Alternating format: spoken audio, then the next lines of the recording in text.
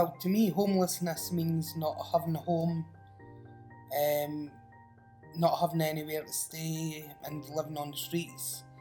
But to me, it also means that you could have a roof over your head, but it's not a place you can call home. So you could be staying with friends or family, staying in a hostel, squatting, at risk of violence in your own home, or living in poor conditions that can affect your health.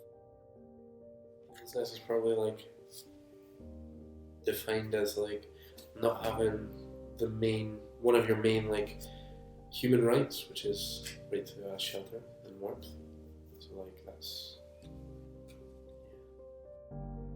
I wouldn't necessarily say that it's has to be like a nice fancy house. I'd say it's feeling safe is having a home.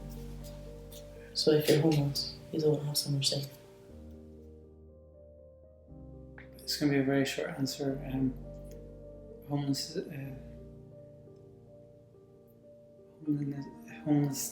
is rock bottom. That's the only thing I can think of. Like it's like rock bottom. Like you can't go under homelessness. Like that's the lowest level. People might help out. People might not. You're on your own. And until you seek out for help, it's not easy. The reality of it is anybody can be homeless. Like whether you have lots of money or not, you can still end up homeless. But I guess the stereotype of it is that, well, a homeless person is like a drug addict or addicted to alcohol and stuff like this, and it's just not really true because, as I said, anybody can be homeless.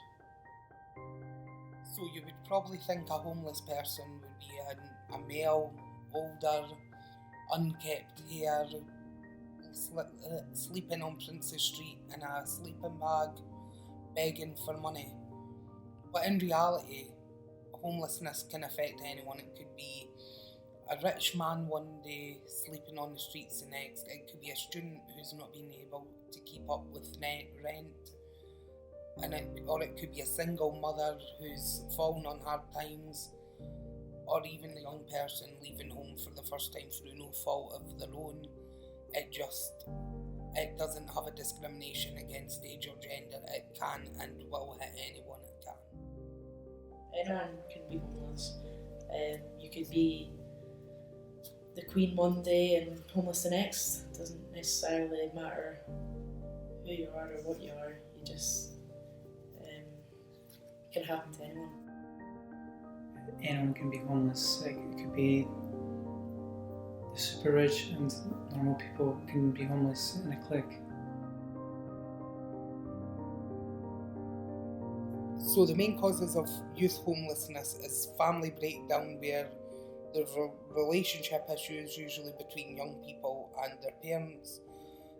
One way we could end that is realising the problem before it gets to a stage where that young person is having to seek support because they've been thrown out of their home. We then have leaving care, so care leavers often have little choice but to deal with the challenges and responsibilities of living independently.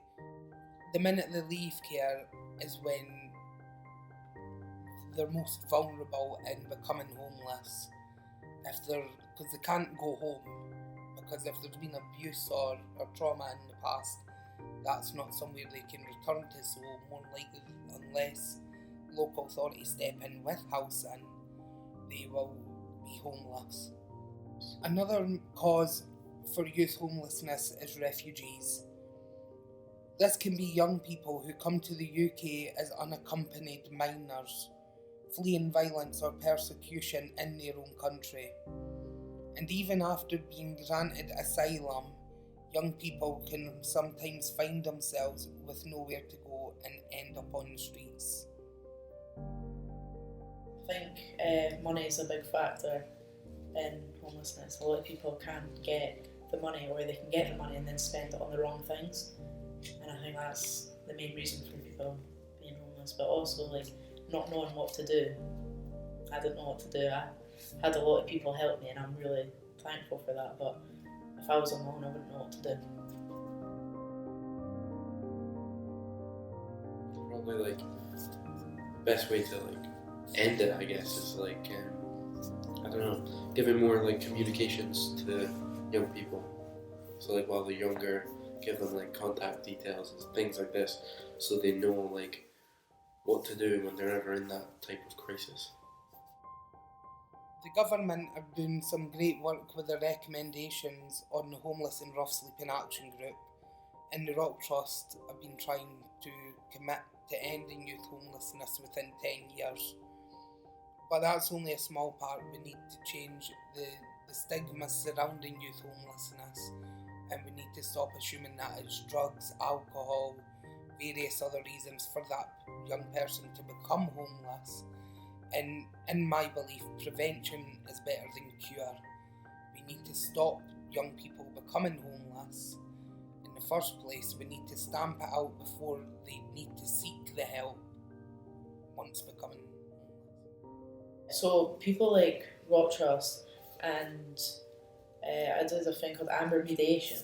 Like there needs to be like more of that for families, because right now like so many families are like breaking down and they don't have the support to build back up, and so a lot of it's just left.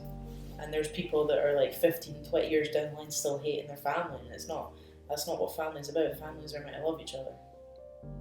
Rock Trust has helped me so much. Like I honestly don't know where I'd be without them. Like they really have helped me massively, and so I think if they carry on doing what they're doing and giving support to like young people, it'll just make the world a difference.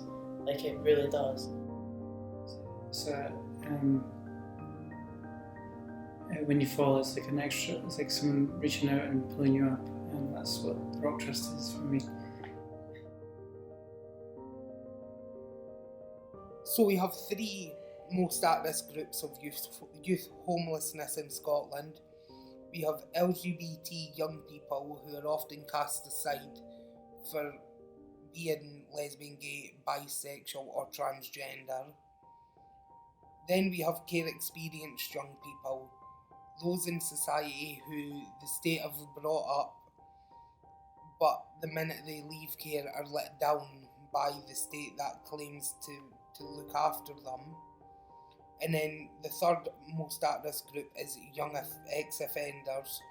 So the young people just coming out of prison might not have anywhere to go the minute that they leave jail, so they're now then caught up into the system and are potentially at a higher risk of re-offending, as opposed to if they had a safe, stable space to stay, basically. I don't think you could have a specific group that's more at risk. Like I said, anyone can be at risk. It's just it does come as a surprise a lot of the time. Like a lot of the time you're not told, see in like the next year I'm gonna tell you to leave, that kind of thing, where something's gonna happen in the next year that makes you not want to stay at home, or like you don't get that kind of notice. It's not like you get a wee letter through the door saying, right, here's the date where you're going to have to find someone else to live. Like, that's not how it happens. A lot of the time it is, like, a split-second decision. And it is like a slap in the face. It's like, well, what do I do now? Like, it is difficult, especially when you're, like, kicked out. Like, it's really not a nice feeling to be kicked out. And when you're in that situation, you don't know who to turn to, because all the trust just gets taken away, because you think, well, everyone else is just going to do the same thing. Everyone else will just kick me out too.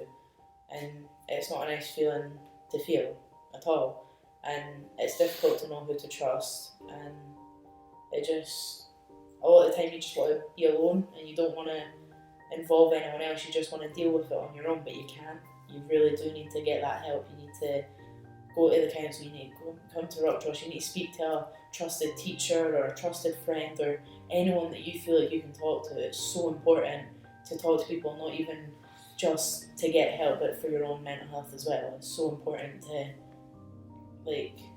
it's just really important to talk to people about how you're feeling.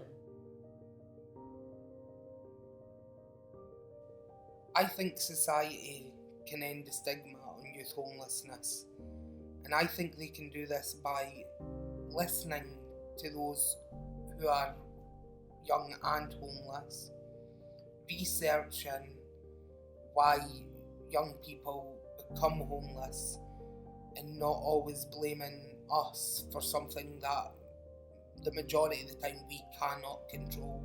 Society has to understand that there are barriers in life, and young people, especially those at most risk, are more likely to become homeless through no fault of their own, and society has to accept that and stop being so judgmental and stop listening to the stereotypes and just asking. If you don't know, ask. That's the main thing.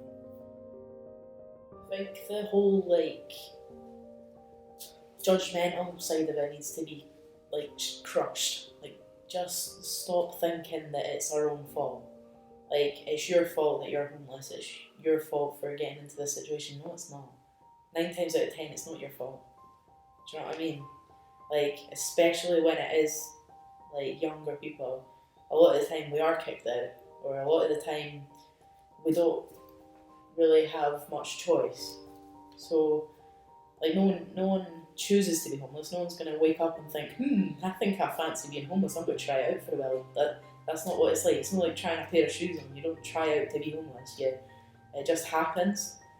And I think if people kind of crush the stereotypes and kind of say, look, it could happen to any one of you. I think talks need to be in schools, advertisement needs to happen and say, look, if you're in this situation, call this number or go to this place, we can help. Because there's not enough advertisement.